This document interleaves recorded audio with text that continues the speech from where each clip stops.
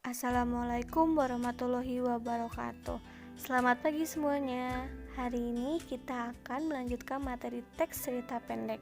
Sebelumnya sudah membahas tentang pengertian cerpen dan nilai-nilai kehidupan dalam cerita pendek.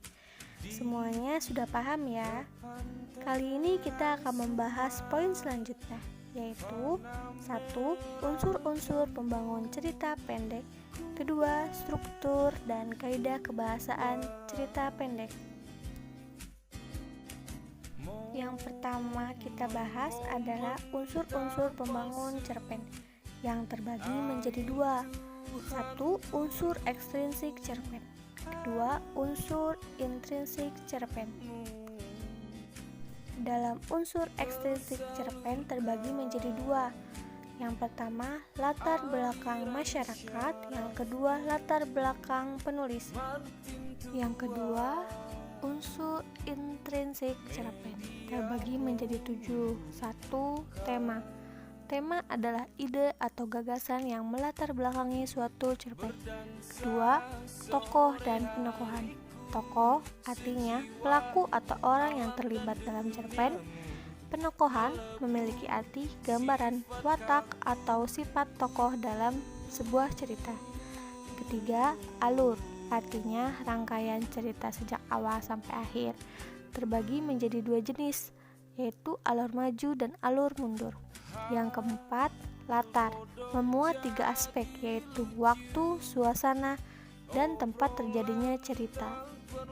Yang kelima, sudut pandang, yaitu arah pandang seorang penulis dalam menyampaikan sebuah cerita. Keenam, gaya bahasa adalah ciri khas seorang penulis dalam menyampaikan tulisannya kepada para pembaca. Dan terakhir, amanat adalah pesan moral atau pelajaran yang bisa diambil dalam cerita pendek.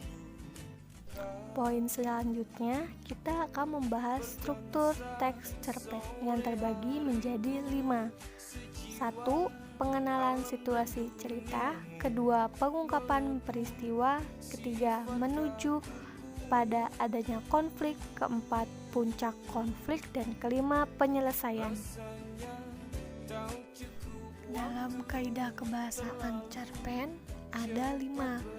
1. Banyak menggunakan kalimat bermakna lampau. Kedua, banyak menggunakan kata yang menyatakan urutan waktu.